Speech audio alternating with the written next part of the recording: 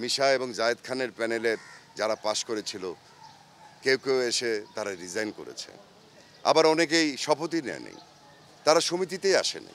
তাহলে তারা দাঁড়ায় কেন? জুনিয়র আর্টিস্টরা বলে যে এই শুধু নির্বাচন এলেই নাকি তাদেরকে খোঁজা হয়, এছাড়া কিন্তু নির্বাচন চলে গেলে তাদের জন্য এটা আসলে সবাই যে বলে তা না।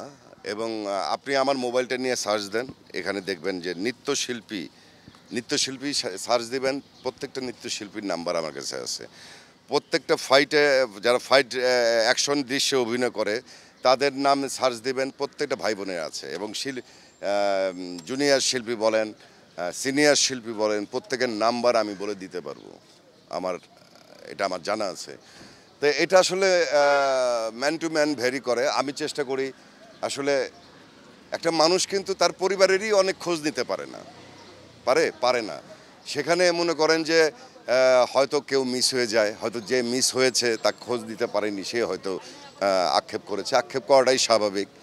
তবে আমরা চেষ্টা করি যে নির্বাচিত হই বা না হই, পদে থাকি বা না থাকি, আমি কোনো অকেশনে মানে সবসময় যদি নাও নেই, কিছু অকেশন থাকে, ঈদ থাকে, পয়লা বৈশাখ থাকে বা কারো বার্থডে থাকে, আমি উইশ করার চেষ্টা করি। ইলিয়াস কাঞ্চনের মতো দক্ষ একজন মানুষ সে এই প্যানেলে ছিল এবং গতবার সে নির্বাচিত হয়েছিল। তাকে ঘিরে অনেক প্রত্যাশা ছিল শিল্পীদের, তো সেই প্রত্যাশা তিনি হয়তো পূরণ করতে পারেননি, তেমনটাই আমরা জেনেছি। তো এবার মাহমুদ কলিকে নিয়ে আপনাদের এই প্যানেল, আপনারা কি শিল্পীদের? আমি মনে করি কাঞ্চন ভাই কী প্রত্যাশা পূরণ করতে পারেনি। সে তো আসার পর মনে করেন মিশা সওদাগর, জায়েদ খান তারা থাকা অবস্থায় যেসব শিল্পীদেরকে বাদ দিয়ে দিয়েছিল, অনেক সিনিয়র শিল্পীও আছে এবং অনেক পরিচিত মুখ আছে, যেরকম মৌসুমীর বোন ইরিন জামানও আছে। এরকম অনেকেই আছে যাদেরকে বাদ দিয়ে দেওয়া হয়েছিল। আমরা নিপুণ এবং ইলিয়াস কাঞ্চন আসার পর আমরা সেই প্যানেল থেকে আমরা তাদের সদস্যপদটা আবার ফিরিয়ে আনার ব্যবস্থা করি এবং সেটা সাকসেস হই। পরবর্তীতে ইলিয়াস কাঞ্চন নিপুণের প্যানেল অনেক শিল্পীর পাশে দাঁড়িয়েছে, অনেক শিল্পীকে আর্থিক সহযোগিতা করেছে। শুধু তারা একটাই কাজ করে নাই, সেটা হলো সেলফি তুলে প্রচার করে নাই। এটা যদি খারাপ হয় তাহলে কিছু করার নাই, কারণ আমরা কোনো কিছু করে সেলফি তুলে আমারই এক ভাইকে বা বোনকে আমরা একটা আর্থিক সহযোগিতা করে আমরা সেটা সেলফি তুলে প্রচার করব, এটা আসলে ঠিক না। অতএব নিপুণ আর ইলিয়াস কাঞ্চন বা আমরা সেটা করিনি, এই জন্য হয়তো অনেকেই জানে না বা আপনারা জানেন না যে কী করেছে। আর কি করতে পারে বলেন? এখন কি এখানে আর কিছু করার আছে? একটা শিল্পী সমিতির পিকনিক করেছি, ইফতার পার্টি করেছে, তারপর শিল্পীদের আর্থিক সহযোগিতা করেছে। হ্যাঁ, যেটা প্রাথমিক সেগুলো তো প্রত্যেকটা হয়েছে।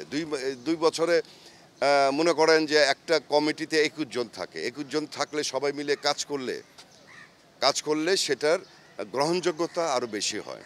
এই প্যানেলে মনে করেন যে আমরা আমাদের যখন নাকি আমাদের প্রেসিডেন্ট সেক্রেটারি সহ আমরা অনেকেই পাশ করলাম, ওই প্যানেলের কেউ এসে মিশা এবং জায়েদ খানের প্যানেলের যারা পাশ করেছিল কেউ এসে তারা রিজাইন করেছে, আবার অনেকেই শপথই নেয়নি, তারা সমিতিতেই আসেনি।